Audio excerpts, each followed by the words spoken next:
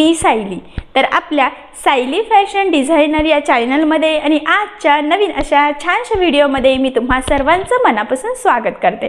तर बघा मग आज मी तुम्हाला खूपच सुंदर अशी लेटेस्ट ट्रेंडिंग ब्लाउजची डिझाइन सांगणार आहे। बऱ्याचदा आपल्याला ब्लाउज डिझाइन कशी बनवावी हे सुचत नाही, तर आज मी तुम्हाला अशी ब्लाउज डिझाइन सांगणार आहे ज्यामुळे आपल्या ब्लाउजला आणि साडीला खूपच सुंदर असं लुक येईल। आणि सगळ्यात महत्त्वाचं म्हणजे याची कटिंग आणि स्टिचिंगची पद्धत इतकी सोपी आहे की बाय चान्स जरी तुम्ही कोणी नवीन शिकत असाल तरी सुद्धा तुम्हाला हा व्हिडिओ बघून अशी छानशी ब्लाउज डिझाइन सहजच बनवता येईल। ठीक आहे, चला तर मग आता वेळ न घालवता आपण आपल्या आजच्या छानशा व्हिडिओला सुरुवात करूयात। आणि हा व्हिडिओ तुम्ही स्किप न करता पूर्ण नक्की बघा, जेणेकरून हा व्हिडिओ बघून अशी छानशी लेटेस्ट ट्रेंडिंग ब्लाउजची डिझाइन तुम्हाला सुद्धा सहजच बनवता येईल। ठीक आहे, तर हे बघा इथे तुम्ही बघू शकतात की ब्लाउजचा जो काही बॅकनेक आहे तर तो ऑलरेडी मी इथे कटिंग करून घेतलेला आहे।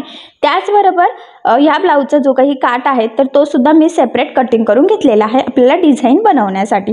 तर बघा इथे तुम्ही बघू शकतात की ब्लाउजचा अस्तर आणि ब्लाउजचा बॅकनेक असं दोन्हींची आपण इथे संपूर्ण कटिंग करून घेतलेली आहे। आणि आता सगळ्यात आधी मी तुम्हाला डिझाइन बनवण्याच्या आधी या ब्लाउजचं मेजरमेंट कसं आहे ते सांगते, म्हणजे तुम्हाला तुमच्या मापानुसार काट वापरून डिझाइन कशी बनवायची तर हे सहजच लक्षात येईल।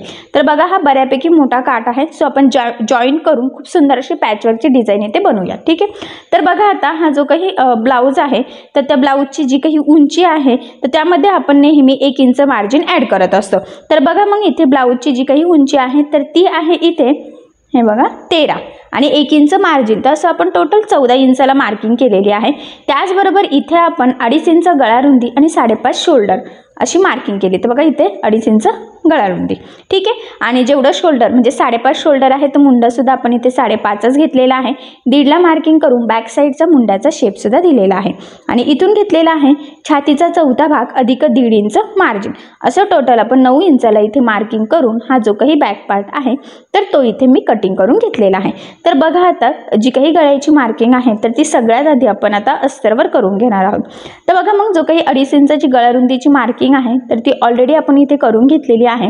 त्यानंतर इथून खाली ह्या पद्धतीने टेप ठेवून तुमचा जो काही गळा असेल त्यामध्ये आपल्याला 1/2 इंच मार्जिन ॲड करून मार्किंग करायची। तर बघा मग मी इथे 10.5ला मार्किंग करून घेतलेली आहे आणि पुन्हा 2.5 इंचाची गळा रुंदीची मार्किंग आपल्याला इथे खालच्या साईडला सुद्धा करून घ्यायची आहे। आणि बघा मग त्यानंतर आपल्याला हा जो काही बॉक्स आहे तर तो ड्रॉ करायचा आहे। आणि आता आपल्याला द्यायची आहे इथे गळ्याचा आकार। तर बघा मी 2 ते 2.5 इंचाला मार्किंग केल्यानंतर ह्या पद्धतीने इथे वरती शेप दिलेला आहे आणि त्यानंतर आतल्या साईडने असा म्हणजे 2 इथे मी 2 स्टेपमध्ये कर दिलेला आहे आणि वरती असा शेप दिलेला आहे। त्यानंतर काय करायचं आता 1 इंच त्याच्या साईडने मार्किंग करायची, कारण की 1 इंचाचा इथे आपल्याला हा पॅच जो आहे तर तो रेडी करून घ्यायचा आहे। तर बघा इथून ह्या पद्धतीने आकार द्यायचा आहे आणि खाली तुम्ही खालचा जसा 2 स्टेपमध्ये शेप आहे तसा देऊ शकतात। हे बघा या पद्धतीने इथे मॅच करत किंवा डायरेक्ट आपण स्ट्रेट लाईन सुद्धा देऊ शकतो। तर बघा मी डायरेक्ट स्ट्रेट लाईन घेते, म्हणजे काय होईल की थोडासा वेगळ्या शेपमध्ये आपला हा पॅचवर्क डिझाइन तयार होईल। तर बघा मग आता ही जी काही मार्किंग केलेली आहे तर याची मार्किंग आता आपल्याला कॅनव्हास पेपरवर करून घ्यायची आहे। तर बघा मग इथे आता कॅनव्हास पेपर मी इथे डबल फोल्ड केलेला आहे आणि तो बरोबर इथे या घडीवर ठेवून घ्यायचा आहे। आणि इथे आता आपण पिन लावून घेऊयात, म्हणजे ते हलणार नाही आणि आपली जी काही मार्किंग आहे तर ती वरखाली सुद्धा होणार नाही। तुम्हाला जर वाटत असेल तर तुम्ही एकसारखं डायरेक्ट ठेवून पण मार्किंग करू शकतात, बट मी इथे बघा इथे दोन्ही कोपऱ्याला इथे एक पिना लावून घेते। आणि त्यानंतर बघा फेंट मार्किंग दिसते तर ती आपण आता इथे स्केच पेनच्या सहाय्याने डार्क करून घेऊयात, म्हणजे बरोबर जी मार्किंग आहे आपल्या जे काही अस्तरचा बॅक पार्ट आहे त्यावर ड्रॉ केलेली तीच बरोबर कॅनव्हास पेपरवर येईल। हे बघा इथून पुन्हा ह्या पद्धतीने आणि इथे जी काही लाईन आहे तर ती आपण स्केलच्या सहाय्याने काढून म्हणजे ती स्ट्रेट येईल। तर बघा मग इथे आपण ही मार्किंग करून घेतलेली आहे। त्यानंतर आता काय करायची, कॅनव्हास पेपरच्या दुसऱ्या साईडला सुद्धा ती मार्किंग बघा इथे फेंट दिसते तर ती इथे सुद्धा डार्क करायची, म्हणजे दोन्ही साईडचा शेप व्यवस्थित परफेक्ट येईल, म्हणजे फिनिशिंग वगैरे पण प्रॉपरच येईल। ठीक आहे, तर बघा मग हा जो काही शेप आहे त्याची आपण कॅनव्हास पेपरवर मार्किंग करून घेतलेली आहे। तर आता कडेकडेने बघा खूपच कमी म्हणजे पाव म्हटलं किंवा त्यापेक्षा कमी मार्जिन ठेवून आपण हा इथे कॅनव्हास पेपर कटिंग करून घेतलेला आहे, फक्त साईडलाच मार्जिन ठेवलेला आहे। आणि बघा आता हा जो काही काट आहे तर तो आपल्याला इथे यूज करून छान असं पॅचवर्क डिझाइन तयार करून घ्यायची आहे। तर बघा एवढा काट आहे तर एवढा अजून आपल्याला इथे लागणार आहे। तर ब्लाउज पीसचा बघा दुसऱ्या साईडचा सुद्धा पार्ट आपण इथे 2 काट इथे म्हणजे ॲक्च्युली जॉईन करून घ्यावा लागणार आहे। तर हा पॅच ठेवून बघूयात. तर खाली सुद्धा थोडंसं कमी पडतंय आणि साईडला सुद्धा कमी पडतंय बघा. तर हा जो काही साईडला आपण तो उरलेला छोटासा काठ लावून घेऊयात. पण सगळ्यात आधी आता आपल्याला हा जो काही काठ आहे मोठा, तर तो बघा इथून मध्यभागी आपल्याला जॉईन करावा लागेल. तर एक काठ सरळ आणि त्यावर दुसरा उलटा ठेवून एक मधी 1/2 इंचाचं मार्जिन ठेवून आपण इथे टीप मारून घेऊयात. आणि बघा हे टीप मारून झाल्यानंतर हे सरळ करून वरून दाबटीप देऊन घ्यायची, म्हणजे कुठे जॉईंट आहे ते दिसत नाही आणि फिनिशिंग प्रॉपर येते. तर बघा मग आता इथे हे जॉईन केल्यानंतर पुन्हा हा ओपन करून ठेवून बघायचा आहे आपल्याला आणि किती कमी पडतंय ते आपण चेक करूयात एकदा. आणि उरलेला काठ आपल्याला व्यवस्थित पुरतोय की नाही ते पण लक्षात येईल. तर बघा मी सेंटरला कट केला, एक पार्ट इकडे आणि एक पार्ट इकडे लावायचा आहे. आता बघा कुठे लावायचं आहे तर त्याची मार्किंग आपण इथे दोन्ही साईडला मी करून घेतलेली आहे. आणि बघा हा जो काही खालचा काठ आहे तर तो सरळ आणि जो आपण पार्ट जोडतोय तर तो उलटा ठेवला, म्हणजे बरोबर सरळ असं ते रेडी होईल. बघा सरळ करून मी दाबटीपसुद्धा दिली. मी आताच म्हटली की दाबटीप दिली की काय होतं, कुठे जॉईंट आहे ते लक्षात येत नाही आणि पॅचची फिनिशिंग पण छान यावी यासाठी मग वरून दाबटीप देणं खूप गरजेचं आहे. तुम्ही जिथे जिथे जॉईन कराल तिथे तिथे. आणि बघा इथे सुद्धा मी व्यवस्थित दाबटीप देऊन दुसऱ्या साईडचा तो पार्टसुद्धा जोडला आहे.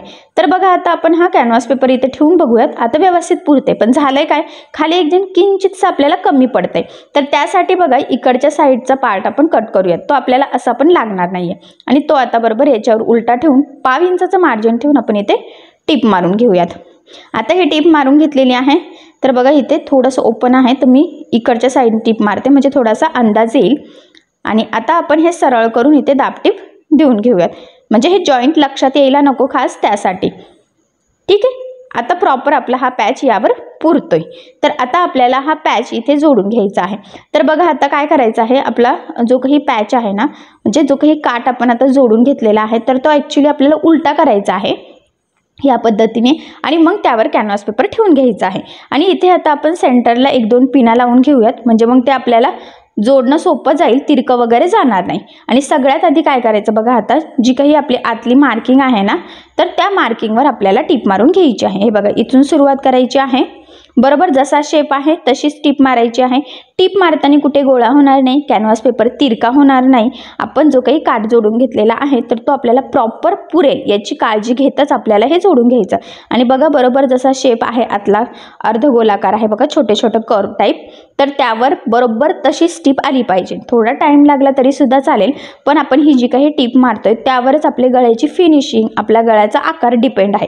त्यामुळे अतिशय काळजीपूर्वक बघा मी बरोबर एकदम तंतोतंत तिथे टीप मारून घेतली. त्यानंतर बघा दुसऱ्या साईडचं 1 इंचाचं मार्जिन ठेवून जी काही आपण मार्किंग केलेली आहे बरोबर त्यावरच इथे टीप मारून घ्यायची आहे. तर बघा पूर्ण इथे टीप मारून घेतली आणि इथे तुमच्या लक्षात येईल कुठे काहीही गोळा झालेला नाही आहे, एकदम प्रॉपर फिनिशिंग सहित आपण इथे जोडून घेतलेला आहे. आता हे जोडून झाल्यानंतर कडेचा जो काही एक्स्ट्राचा आपला काठ आहे तर तो इथे आपण कटिंग करू. परफेक्ट मापाचा आपल्याला इथे पॅच हा रेडी करून घ्यायचा आहे बघा. तर इकडचं सुद्धा मी कट करून घेतलेला आहे. ठीक आहे, आता बघा हा पॅच तर आपला रेडी झालेला आहे. तर आता आपल्याला काय करायचं आहे, आपला जो काही अस्तर आणि ब्लाऊज पीसचा पार्ट आहे तर तो एकमेकाला जोडायचा. तर बघा ब्लाऊजचा बॅक पार्ट सरळ ठेवलेला आहे आणि त्यावर आपण कटिंग केलेला जो काही अस्तरचा बॅक पार्ट आहे तर तो ठेवून घेतला. आणि इथे सगळ्यात आधी आता आपल्याला खालच्या साईडला साधारणतः अर्धा इंचाचं मार्जिन ठेवून टीप मारून घ्यायची आहे. गळा इथे कटिंग केलेला नाही आपण, कारण की आपण डायरेक्ट कॅनव्हास पेपरचा पॅच लावतानाच ते कट करणार आहोत. आणि बघा टीप मारून झाल्यानंतर इथे एक्स्ट्राचा ब्लाऊजचा कपडा कट करायचा आणि ह्या पद्धतीने हा पार्ट सरळ करून आपल्याला कमरेच्या साईडला इथे द्यायची आहे दाबटीप. आता ह्या स्टेपमुळे काय होतं की इथे आपल्याला कमरपट्टी लावण्याची गरज पडत नाही आणि ब्लाऊजची फिनिशिंगसुद्धा छान अशी प्रॉपर येते. तर तुम्ही सुद्धा असं ट्राय करू शकता. आता दाबटीप दिल्यानंतर आपल्याला बघा ह्या पद्धतीने अस्तर आणि ब्लाऊजचा पार्ट एकमेकाला जेवढं शक्य आहे तेवढं कमीत कमी मार्जिन पकडत इथे जोडून घ्यायचं आहे. आता हे जोडताना कुठे गोळा होणार नाही याची सुद्धा थोडीशी काळजी घ्यायची आहे. आणि हे जोडून झाल्यानंतर ब्लाऊजचा जो काही एक्स्ट्राचा कपडा आहे तर तो ॲक्च्युली आपल्याला सगळा कटिंग करून घ्यायचा आहे. कारण तुम्हाला सगळ्यांना माहीत आहे ज्यावेळेस आपण कटिंग करतो तर ब्लाऊजचं एकदम परफेक्ट असं कटिंग करतो आणि ब्लाऊज पीसचा कपडा आपण एक्स्ट्राचा कट करतो, कारण ते स्टिचिंग करताना आपल्याला कमी पडायला नको किंवा सोपं जावं यासाठी. म्हणूनच मग ह्या पद्धतीने अस्तर आणि ब्लाऊजचा कपडा जोडून आपण एक्स्ट्राचं कट करून इथे परफेक्ट मापाचा बॅक पार्ट रेडी करतो. त्यानंतर ह्या पद्धतीने बघा आता फोल्ड करून सेंटरला मार्किंग करून घ्यायची आहे. आणि आता हा पार्ट उलटा ठेवायचा आहे आणि त्याच्यावर आपल्याला हा जो काही पॅच आपण रेडी करून घेतलेला आहे काट आणि कॅनव्हास पेपरचा, तर तो सुद्धा उलटा ठेवायचा आणि त्याचा बघा इथे बरोबर आपल्याला सेंटर काढून घ्यायचा आहे। आणि बघा आता बॅक पार्टचा सेंटर तर डायरेक्ट घडीच आहे, तर त्याचा सेंटर आणि पॅचचा सेंटर बरोबर एकमेकाला मॅच करायचा आहे। आणि आपल्याला सगळ्यात आधी मध्यभागी एक टीप मारून घ्यायची आहे बघा, बरोबर व्यवस्थित तिरकी जाऊन देऊ नका, कारण की ह्या स्टेपमुळेच काय होतं की आपले दोन्ही साईडचे पार्ट सेम होतात, म्हणजे आपला गळा तिरका वगैरे जात नाही आणि पॅचसुद्धा। तर मध्ये टीप मारून झाल्यानंतर बघा आता ही जी काही टीप आहे तर त्यावरच एक्झॅक्टली टीप मारायची आहे, कुठेही काहीही कमी जास्त होऊ देऊ नका, कारण की आता ही जी काही आपण टीप मारतोय तर ही खूप महत्त्वाची आहे, यावरच आपला गळ्याचा शेप डिपेंड आहे, आपली ब्लाऊजची फिनिशिंग, पॅचची फिनिशिंग हे सगळं आपण आता जी काही टीप मारतो त्यावर डिपेंड आहे। त्यामुळे आपण जशी मार्किंग केलेली आहे एक्झॅक्टली त्यावरच टीप आली पाहिजे।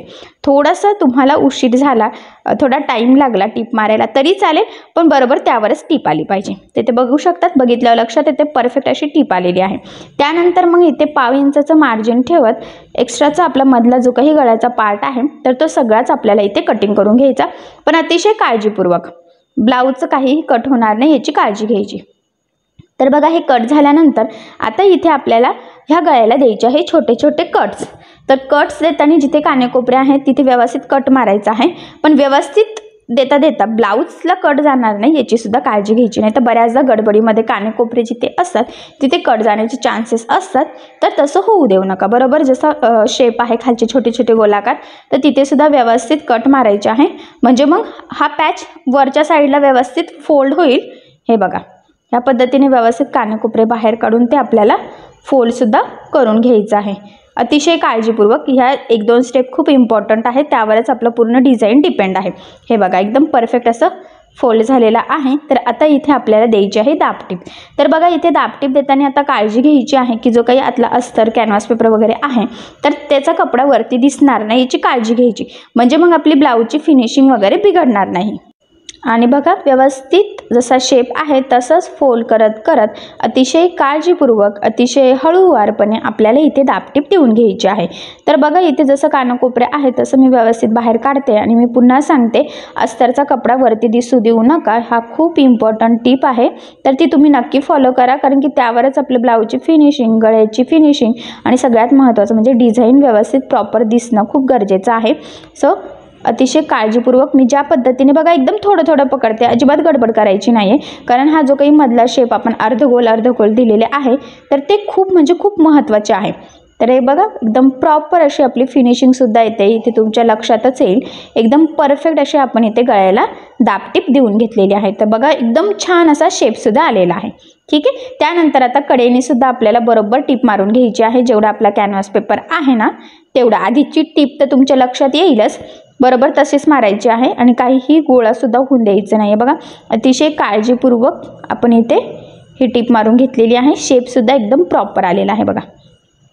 आता काय करायचं आहे, कडेने थोडंसं काही ठिकाणी एक्स्ट्राचं आहे बघा इथे, तर ते आपल्याला इथे कट करून घ्यायचं आहे, म्हणजे व्यवस्थित एकसारखं आपलं दिसणं पण खूप गरजेचं आहे, कमी जास्त वगैरे दिसायला नको। त्यामुळे तुम्हाला जिथे जिथे वाटते की थोडंसं आपलं एक्स्ट्रा येते 1 इंचापेक्षा तर तिथे ते थोडंसं कट करून सेम करून घ्यायचं आहे बघा, पण व्यवस्थित ब्लाऊज पीस वगैरे कट होणार नाही याची काळजी घ्यायची आहे।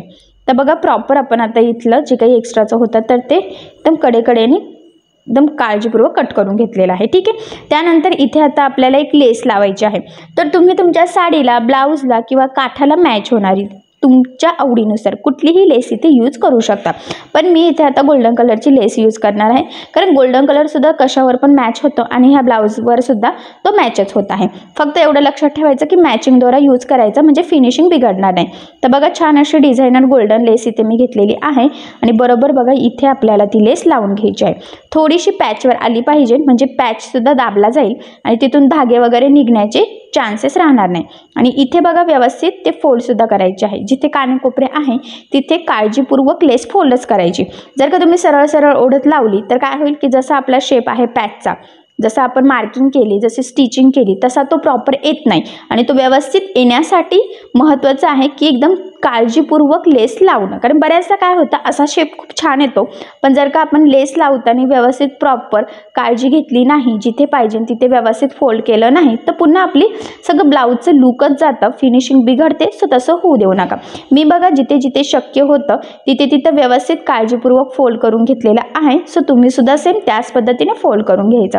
आणि त्यानंतर बघा ह्या लेसला मी इथे डबल टिपसुद्धा देऊन घेतलेली आहे. तर ही स्टेपसुद्धा खूपच महत्त्वाची आहे, कारण की डबल टिप दिल्याने लेस पॅक पण होते, वरती तरंगत पण नाही आणि सगळ्यात महत्त्वाचं म्हणजे फिनिशिंग प्रॉपर छान येते. ठीक आहे. आता काय करायचं आहे बघा, हा जो काही बॅक पार्ट आहे त्याला कमरेच्या साईडला सुद्धा आपण एक लेस लावून घेऊयात गोल्डन. बघा छान असं लुक येईल.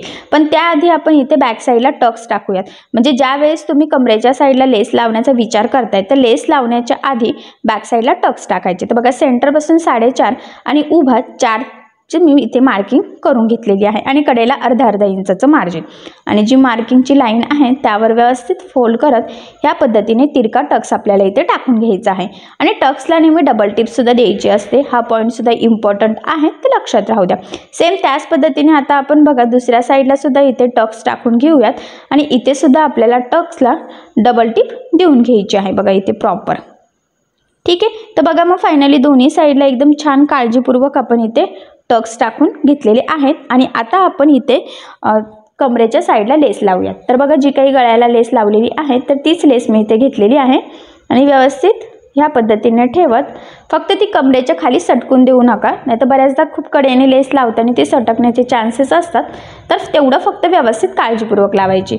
आणि इथे सुद्धा बघा मी डबल टिप देऊनच घेतलेली आहे, कारण की डबल टिप देणं खूप महत्त्वाचं आहे खरं तर ह्या पद्धतीने. ठीक आहे. आणि आता काय करायचं आहे बघा, गळ्याच्या साईडला सुद्धा तुम्ही लेस लावू शकतात, पायपिंगसुद्धा करू शकतात, तुमच्या चॉईसवर आहे किंवा तुमच्या कस्टमरला कशी रिक्वायरमेंट आहे त्यावर सुद्धा ते डिपेंड असतं. बट आता मी इथे काय करणार आहे, आपली जी काही मोती लेस असते तर ती लावणार आहे, म्हणजे आपल्या ब्लाऊज डिझाईनला अजूनच सुंदर असं लुकसुद्धा येईल. सो तुम्ही सुद्धा इथे मोती लेस यूज करू शकतात किंवा रेडीमेड गोल्डन कलरची जी काही पायपिंग असते तर ती सुद्धा लावू शकतात. आणि बघा इथे मॅचिंग दोरा मी ओवून घेतला आणि त्यानंतर आपल्याला मोती लेससाठी सिंगल फूट हवं असतं, तर मी इथे सिंगल फूट लावून घेतलेला आहे. तर बघा ह्या पद्धतीने मग व्यवस्थित मोती लेस टाकायची आहे आणि एकदम कडेकडेने आपल्याला टिप मारून घ्यायची आहे. आता मोती लेस लावताना मोती फुटणार नाही याची खूप काळजी घ्यायची, नाही तर बऱ्याचदा काय होतं की मोती फुटतात आणि ब्लाऊजचं लूक जातं. सो तसं होऊ देऊ नका.